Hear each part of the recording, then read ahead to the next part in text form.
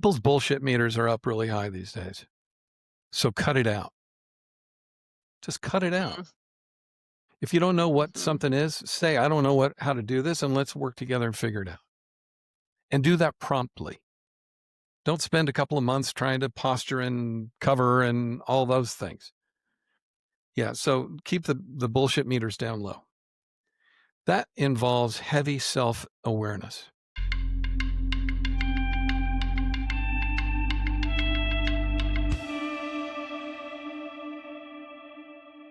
Welcome to Success in Chaos, a healthcare podcast, where each episode is dedicated to unlocking success amid rapid change and uncertainty. I'm Angela Adams, the CEO of Inflow Health. And I'm Kandice Garcia Tomkins, Quality Director for the ACR Learning Network and owner of Tungsten QI Partners. We are so excited to have our guest on today, Dr. Foster Mobley. A little bit about Foster. Award-winning author, executive coach, one of the most trusted voices in healthcare leadership today. As the founder of FMG Leading, Foster has spent more than 4 decades helping C-suite executives, healthcare organizations, and elite athletic programs navigate high-stakes environments through radically human-centered approach, which I think we'll get into today. Excited about that. He's the author of the independent publisher award-winning book, Leadership, Rethinking the Path to Great Leading. We are an adult podcast, so there you go, guys. The book challenges conventional wisdom and invites leaders to lead from their essence, their mind, their soul, their body. He also hosts a podcast called Stepwise. You guys should absolutely check it out. Some great, great discussions on that podcast and some amazing leaders across healthcare, business, and beyond. Foster's work is grounded in the belief that authentic, servant-minded leadership isn't just an ideal, it's essential, especially in today's chaotic healthcare environment. Today, we're ready to unpack how servant leadership, resilience, and clarity can cut through the noise and elevate people at the heart of healthcare. I'm excited about Foster because you guys know I have a CEO, mentor, and coach that I've worked with for the last 2.5 years, John Hill. He was also a member or a guest on the podcast. And Foster is actually his coach and mentor. So we've got like 2 levels up. So if I blame grandfather, the grandfather. I'll take it. I'll take it. I wasn't going to say it. So welcome, Foster, and thank you for being here. Thank you. It's so nice to meet you, Foster. We like to start off every podcast getting to know you a little bit and testing who is better at guessing and recognizing the truth in our guests. So we're going to ask you 2 truths and a lie, and then Angela and I are going to try to guess which one is the lie. Excellent. Okay. Statement 1, I once sang at a wedding. Statement 2, I own a fly fishing lodge in Montana. Statement 3, I have multiple family members who in the business of organization development and executive coaching, and have for several decades. Thank Kandice. I'm going to go with wedding singer. You are not a wedding singer. I think you're right. I don't think you're a wedding singer. Foster? I am a wedding singer. What? Was it a Whitney Houston song? Well, to be honest, it was a Beatles song. Oh. And I think it was originally intended seriously, but turned into a big spoof. The song was When I'm 64. And I have no earthly idea why my buddy who was playing the guitar at this wedding wanted me to sing at his sister's wedding, and I did. We'll never do it again. But yeah, was that one of many now? Yeah, me and Adam Sandler, we're buddies. You're right there. Yeah, I could see that. That's amazing. So then, do you own a fly fishing lodge in Montana? I am a small investor in a fly fishing lodge in Montana. I do have family members in the business, but it's been 10 years or something. So it's not been multiple decades. Okay. Oh, that was tricky. I know. I threw that in there. I went on my first fly fishing trip recently. Oh, fun. Where did you go? It was, in Sun Valley. Lovely. It was beautiful, and the guide was telling me how to, hook that fish, and he was like, "You There you go. gotta you gotta get it hooked."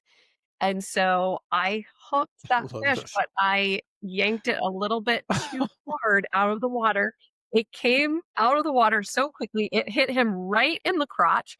He rolled over like the fish got wrapped around his leg, and he could not, like, stand up, and I was like, the fish," and he was like,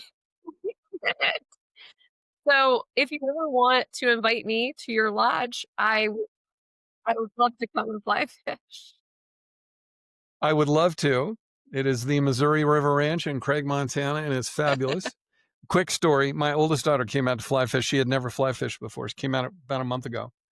And she was so excited, and she hooked into a fish and landed it. And it was not a trout, it was a big whitefish, but it was like 19 inches. It was That's great. big. And she was so excited she had to get the obligatory fish pic, for Facebook or Yeah. for Instagram. It's all right. The guide takes it off the hook, hands it to her, and she is an animal lover like nobody's business. She grabs the fish, it slips out of her hands, falls on the gunnel of the boat, boom, like this, dead, like No. like dead. So our catch and release day started off very auspiciously. Yeah. Hilarious. She had to laugh at the end of the day, but dead. Yeah. Yeah, It was so fun. I was not gentle on those fish. I'm working on it. Well, yeah, where do we start? This is success in chaos. What we would love to start with is, first of all, how did you get into this role, and how did you find yourself here after the journey that kind of led you from organizational development to becoming a leadership voice in healthcare? This is true to the theme of the podcast of chaos. Most things in life I've found and come to believe happen serendipitously. We can have a great path, and then it's a little cliche card somewhere on my desk, and it says, life can change in any moment. You just have to be present. And so being by present and being opportunistic, it led me one to the other. When I was going through graduate school in business, focusing kind of as a dual focus with strategy and org behavior, org theory, I started working in a small consulting firm, and it just happened to be kind of a human capital consulting firm. It was great. Stayed in that field for many years, and because of that, jumped into healthcare, 1985. So I started doing leader development for the St. Joseph Health System of Orange, California, and serving their hospitals in California and the Southwest, and had no connection to healthcare at all. But then I chose healthcare because of the quality of people in healthcare. I said, these are my people. They're serving the mission that I really sign up for. Anything I can do for them and with them to help them heal, I'm all about. So 1985 really focused about 70% of my work and my practice on healthcare from that point. But a lot of it was kind of organization development. What I found was all the change efforts that I would be working with C-suite on wouldn't work unless leadership was behind it, capable of it, messaging properly, doing the right stuff, modeling it. And so I started to kind of become a CEO whisperer and say, by the way, the message on this one's a little off point. You need to tighten this one up a little bit to get this across to the people. And so then I kind of evolved into executive coaching that way. And it was really all around change absorption and change effectiveness. Well, so what I'm hearing you say is servant leadership is a way of leading, but it's actually a collection of skills of communication, of vision, of leading people, but also being able to, I don't know what it is, act the change or, do the behaviors first and foremost. So like this kind of like active change, personal change needs to occur before the organizational change can occur. Is that kind of like how you would describe servant leadership? That's kind of what I heard you say. Yeah, in fact, I don't use the term servant leadership at all because of that. And let me explain. I've defined leading, and I use the active verb because leadership could be a position. I use leading. Leading, I define as building capacity of self and others to create breakthrough results. So it's nice Yeah. to be a leader that people will follow. Are you getting stuff done? Are you getting it done in a sustainable way? The notion of servant leadership at its core is a really great thing. John Greenleaf and 80 years ago, whatever. But yeah, I don't use that. All we have as leaders is our example. We can do pronouncements, and with multiple generations today, the words we use are going to land with some and not with others. We can behave consistently over time. Really, it is watch my feet, not my lips. And so see how I behave and I'll tell you or you can tell me what the values of the organization are, right? It's not a lot of pronouncements. And it's also, there's a very interesting thing. A very dear colleague of mine has done a lot of work. Julie Kennedy Ehlert has done a lot of work on power paradigms with leading. We always think about leaders sitting on top of the pyramid like God, and then looking down on his or her subjects and, setting direction and doing all these really smart things. And in today's world, with the talent we have, but also with the mindset, with the interests, with the passions, with the needs to be important, the needs to be engaged, the power is shifting from power over to power with. So it's a much more partnering paradigm in leadership today. And so yes, servant leadership, absolutely, because I serve you. I do it because that's how I want you to serve our patients. And that's how I want you to serve each other. Boy, that was long-winded, wasn't it? No, I mean, it was really good, and I think it kind of opens up our minds to kind of your book and I guess, authenticity is what kind of, like, shone through in lots of what you teach. I think that some of the times in my own career where I've struggled with a leadership decision or the culture of a company, it's because they were lacking any authenticity to any of their planning or any of their strategy. And it just very much felt like, pass this down to you and like, you guys need to do this work. And there was no authenticity to it. And I felt like there was a disconnect between what they were saying and what they were doing. And Yeah, so um, all we too common.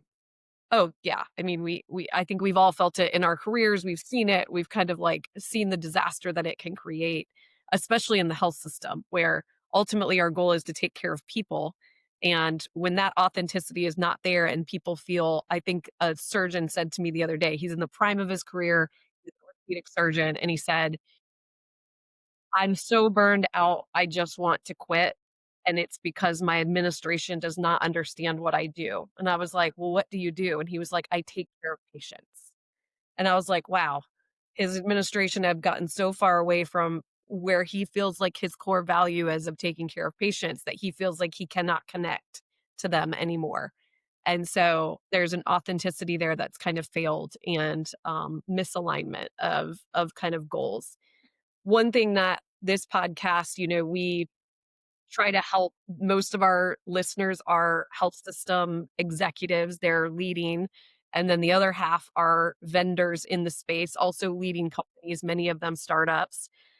What would you say over your years of, 1985 to today, you've seen a lot of people leading in chaos. Healthcare is always in a state of chaos. Um, what are some of the things that you've seen rise to the surface of leaders that can lead success in chaos? I Great know. question. If I had to boil it down to a couple of things, it would be these. People's bullshit meters are up really high these days. So cut it out. Just cut it out.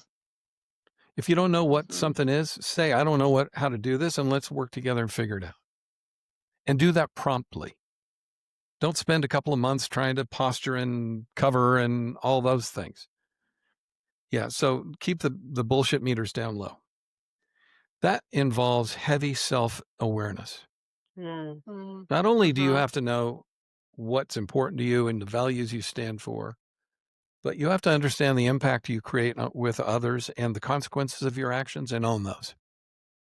You know, the cliche is, and it's not a cliche, I don't think, but the inscription of the Oracle of Delphi said, "Know thyself," and it's still true today. I've got an interesting proposition too these days. What you're talking about is a lot of suffering when physicians and surgeons are burning out and wanting to quit. When the CEO burnout and turnover has never been higher. And if they're feeling it, you know, what does the nurse on the front line feel? And what does the nurse manager feel? And so on through the organization. My prescription is something that really relies on deep connectedness with people, because when things get tough, this was so great. I was in Glacier Bay a few weeks ago, and we were cruising through these wonderful canals or channels, and you would see these sea otters, and they would be oh my God, it was so great. Love them. And I'd never seen that many in my whole life. Anyway, these sea otters, and they float on their back and they kind of hang out and they look so chill. Yeah. But when the seas get high, do you know what they do? They hold hands. No, they hold hands. They hold hands. And they form a raft. And so that's why multiple sea otters are called a raft of sea otters. Oh, I did not know that. They can survive any storm. They hold hands. They link arms and hold hands. It's so adorable. I hope you got some videos of that. Oh, got a bunch. I could bore you for weeks with my videos of sea otters. Yeah. I can't wait to see your sea otter videos. You know, that's a great way to put it. You know, the metaphor is, when the seas get rough, how do we handle it best? As human beings, we connect. So I think these times call for a deeper, richer connection between people. How do you do that? It's a term that my next book is called honoring. How do I honor the needs of these multiple generation workforces amidst the pressures in physicians and in care providers and administrators? How do I honor their needs? Because everyone is bringing a new, renewed, urgent sense of humanity into the hospital or into the health system in ways that they used to check all that stuff at the door when they came in. It didn't matter quite if they had a good weekend or not. It didn't matter quite if they're caring for an elderly patient. It's nice to know, but get your job done. Well, it matters. And people are bringing that through the front door. How do we honor that they're carrying, and at the same time honor the needs of the organization for results and all that kind of stuff? And I think that to honor you, I have to honor me as well. I need to take care of myself. I need to do my work. I need to increase my self-awareness. I need to practice self-care and all that lovely stuff about mindfulness and health and all that. It's not a nicety anymore. It's a necessity. Yeah. To honor you, I need to honor me. And for us, then we need to honor the organization. And so I think interactions are deeper. They're a lot more authentic, and they are much more real for the time. How do we get leaders to make this shift from focusing on the bottom line and budgets and staffing, like all of the things that also matter and that are so important to this kind of self-care awareness that also takes a huge amount of energy, effort, and I feel like it's a real shift in the way that they lead. How do you get them out of that and into this awareness leadership? You'll learn about me pretty quickly that I'm fairly sarcastic. So here's my sarcastic answer. We love it. My sarcastic answer, and it's actually got a bit of truth in it. For my podcast, I interviewed my daughter, Erin Rocchio, who's also a wonderful voice in this field. And she said to me, if a leader has not done his or her work by now, they're lost. Here's the interesting part for me. I've been in the field since the late 70s, and it was settled research then that people mattered. Then, and it's still true today. People are not a means to an end. People are part of the ecosystem that drive those kinds of results. So you can either try on a power over, force fit kind of command and control kind of thing, or you can recognize that you've got insane amounts of talent in your organization that require some really hard things. You've got to shut up. You've got to listen. You've got to show concern that you feel, really hard things. And that's the hard part for me. It's like, yeah, dang, if I have to convince one more executive, if I have to do it one more, holy cow, put me on the field and shoot me. Like it is 2025 and I should not have to be convincing a CEO. It came up to me last week. There's a CEO in an organization that we're chasing.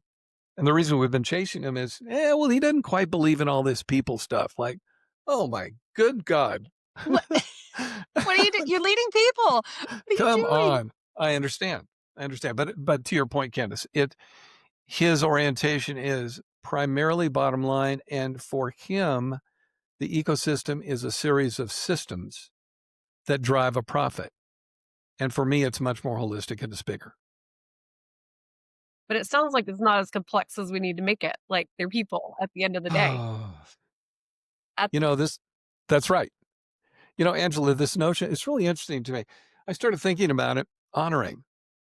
Think about every relationship in your life. If you show up fully, if you show regard and compassion for the other person, and you take care of the we, that is, if there's two of us, we have a we, that relationship's going to go pretty well. And so it's not just business, but I think it's a very active, very effective paradigm for leading in today when people are, we are trying to combine humanity and performance. Anybody in my field that is not focused on performance, hasn't been in the field very long, or won't be in the field very long. We all have to perform, get it. We also have to sustainably perform, and we do it with and through our people. So yeah, shutting up, listening, showing regard, all good things. Not super hard to do. I think last time we talked, you didn't have a title for your book, so I really like that.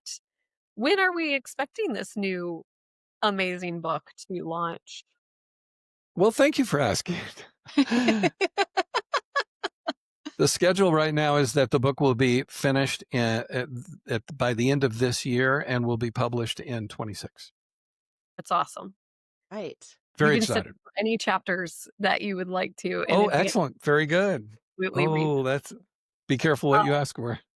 I think it's so interesting, this word honoring, because my husband and I got married back in 2019, and my brother was actually doing the wedding for us. Wow. Which was super fun. And he was going through some of the verbiage beforehand. And you know what I'm going to say. I know where you're going with this. The honor and obey part came up, and Michael, my husband, laughed, and I kind of chuckled, and my brother was like, "Yeah, let's like get into that a little bit." And my husband said, and I will never forget it. He'll be like, "You don't have to put obey in there because that is not the style of relationship that I want. Like we will honor each other and we will both come to the table in that, spirit of honoring, and there is no obedience." And I think too that like applies to leadership. Like I'm not For asking sure. you to obey me because I said so, or like, Yeah. growing up, anytime my mom, I would be like, why? Because I said so, right? Like that's not a leadership style. It's an interesting concept of honoring. And I think that when you come at it, the cut the bullshit, like walk into the meeting, say things like they are, be transparent, help people come to solve with you. Don't know all the answers. But as an early leader, I thought that's what you had to do, right? Like Of course. I have to know all the answers. I have to walk into this meeting. I have to have like this whole plan put together, and I have to tell these folks what to do. And boy, was I wrong.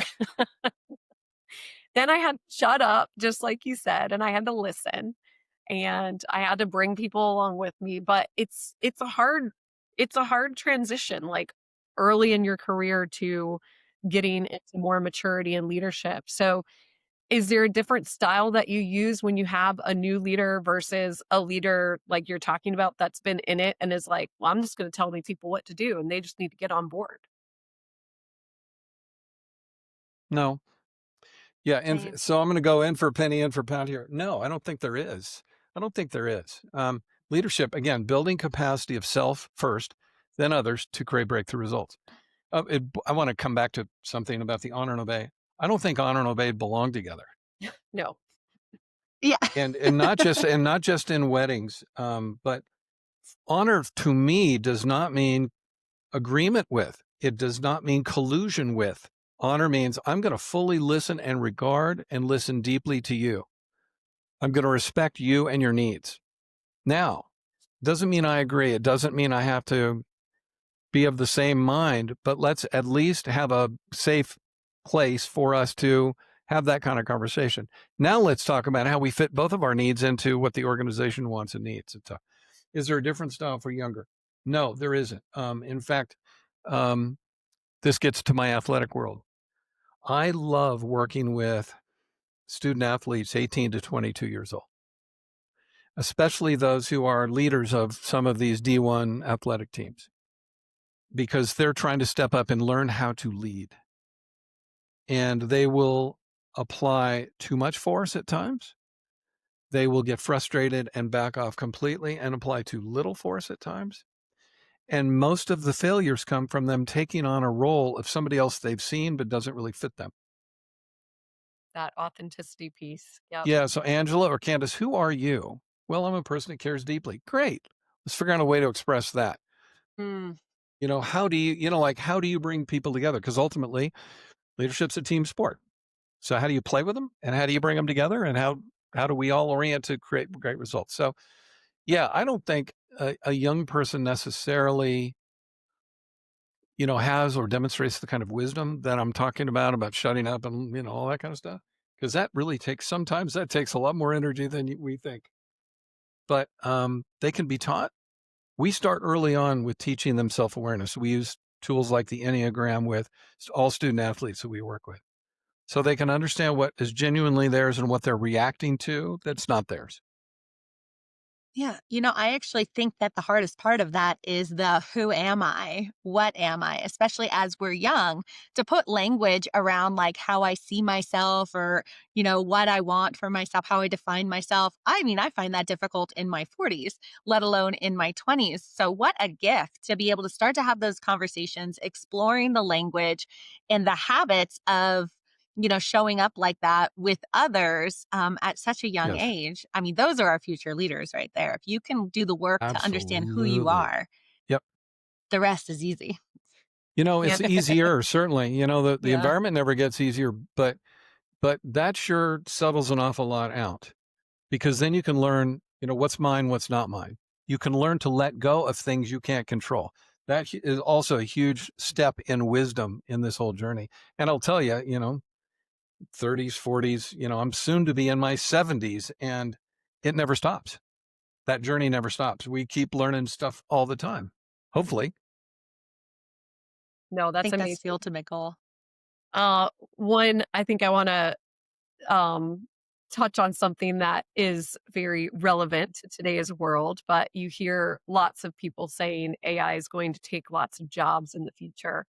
And I think of leadership and I think, man, that is really kind of the one job that's always protected, right? Like, if you are truly a person that is delving into all of the different honoring of the people that you serve and bringing them to a common goal, that is something that like AI is never going to be able to achieve that.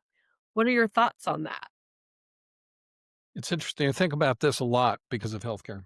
I was with a biotech startup guy yesterday. This is biotech startup company number 3. He's a committed professional in the eye health business. This guy's smarter than almost any human being I've ever seen. And in biotech, AI, it will dominate. For 100%. example, they're in 3 clinical trials right now on a new medicine for macular degeneration. Very impressive stuff. Like, their vision is to cure blindness in the world. Like, how cool is that, right? The vision's not going to go away. But they have 25 employees right now. And I said, okay, 3 years from now, you've got a couple of drugs through clinical trials and into commercial stage. How many employees? He goes, 25. I said, what? He goes, yeah, watch this. Most of the clinical trial process can all be AI generated. Most of the compliance process can all be AI generated. A lot of the chemistry can all be AI generated. We need people to referee. We need people to direct. We need people to kind of think things through and put them into our context, but we're going to have 25 people in it. Now, of course, bedside care and stuff like that, that's not going to change. But even in our field, in coaching, consulting and stuff, the things that I used to do 5 years ago, like I would take a lot of data sets and synthesize them and use my great wisdom to communicate those to a leader. Man, those can be done in 5 seconds now. Yeah. And probably as well as I could. Now, Yeah. the translation of it with his or her context, the context of the leader, can't yet be done. And that's where my contribution, but I'm contributing in the margins and I'm not contributing the content as much. Fascinating. So yes, fasten your seatbelts. We haven't begun to see the impact on all the aspects of healthcare, and it will be dramatic. But leaders still need to lead other people. And now lead AI as well. And the implementation and the integration and the strategy, a whole nother skill set for our leaders looking forward to things we don't even know are possible in designing an environment that can accept them and integrate them and, use them to their benefit. Oh, Yeah, part of the wisdom journey, if you will, and the reason we called our podcast Stepwise, we're trying to encourage people on their various stages of their wisdom journey. But part of that is kind of getting comfortable with discomfort. Every athlete has to do it. A gymnast has to learn a new routine, a new dismount, and they've got to get really uncomfortable for a while. It's no longer okay for leaders to say, oh, that AI stuff, I don't know it. I'm too old to learn this. No, that's not okay anymore. It's just not okay. Go freaking figure it out. Because to fail to do so is a failure to show up for work. That's part of your job. You have to understand the context and then set that context for other people. You heard it here first, folks. I think we Yes. see it every day. The people that do and the people who don't, that chasm and gap is getting wider and wider. And those leaders that took early adoption and use large language models and are trying to push the envelope and have set up governance for how to decide on AI strategy and, they're kind of leading the wave. Those health systems are going to be leaps and bounds ahead of all of the other health systems that are just like, oh, Absolutely. let's let somebody else try it. Let's let somebody else figure it out. You could have done that with other technologies in other decades because technology was not like at the pace that it is today. Today, we are at a pace that is unbelievable for an AI leader of a technology company. I watch it every day and it is unbelievable to me the pace at which it is progressing. And if you don't get in now, it will be like who don't know how to use an iPhone. Like it's Go that. work somewhere else. Yeah. Yeah. Can Well, I tell you good. a quick leadership story? This one just occurred to me, Angela, as you were talking. My friends at Deloitte, I've coached and worked at Deloitte since the late 90s and had the wonderful opportunity to coach some of the finest people I've ever met. Now, Deloitte's the largest privately held professional services firm in the world. They're fantastic. They're really very good. In 2012, the then CEO put together a political action group. And in anticipation that something might happen, but he wanted the organization to be prepared. Now, this is the leader setting the context. And they said, if something happens out in the world with 175,000 people in our organization, how do we respond? So let's start thinking through scenarios now. 2012. I believe it was in 2019, George Floyd was murdered. I think it was 2019. That sounds And right. and they had already thought this through. If something happens, here's what we're going to say. Here's what we're not going to say. These are the issues that we'll weigh in on. And these are the ones that won't. And you remember at that time, heads of universities, corporate heads were thrown out because they weren't prepared. Leaders, again, building capacity of self and others to create great breakthrough results. Capacity might mean being more clear on the context of the world that you're working in than anybody else. But that's a leader's job. Yeah. That's exactly right. I love that. No, that's a great example. Well, sadly, we can't talk all day, even though we probably could with you. This has been exciting, fun, and you've shared a lot of good nuggets. We're excited for your new book, Honoring Thank you. 2026. You guys check out Foster's podcast. Stepwise has a lot of good guests, has a lot of, backlog podcasts that you can go listen to. Um, I think closing question, we always like to ask, like, relevant to today's times, what's a book that you would leave people with besides your amazing book, Leadership? Um, what's a book that you would leave people with that you feel like is relevant to the times? In anticipation of this, I picked 3, I and I love have it. them all. Tell us I all have 3. I have them all with me. Yep, show and tell. The first is Master of Change by Brad Stolberg. If you are involved in any industry in changing and you're a change practitioner, this is a primer. This is a must read. And the subtitle is How to Excel When Everything is Changing, Including You. So right up my alley. Yeah, say. The second one is David Brooks' book, How to Know a Person. And this is the best it's a personal journey to his ability to relate to people. And if you have any awkwardness about the increased depth of relationships as a leader that you need to have in today's world, this is an absolute must read. And the third, because I'm working with a college group next week around some equine learning, we're bringing them in, putting them in a horse arena, I love having them that. learn about their own presence and power and partnership. This one's called, and this is a great book, super simple read, Lead with Your Heart by Alan Hamilton. He's an MD, he's a neurosurgeon, and it's leadership lessons from his life as an equine person. So those 3 they're fun reads, they're really good reads, and they're very relevant. That's amazing. Thank you, Foster. Thanks for being on today. Candice, do you want to close us? I will. And thank you, audience, for joining us on Success in Chaos. Please be sure to like, follow, and share today's episode on Spotify, Apple Podcast, YouTube, or wherever you get your podcasts. And a special thanks to you, the Inflow Health team, for their production support. Thank you all.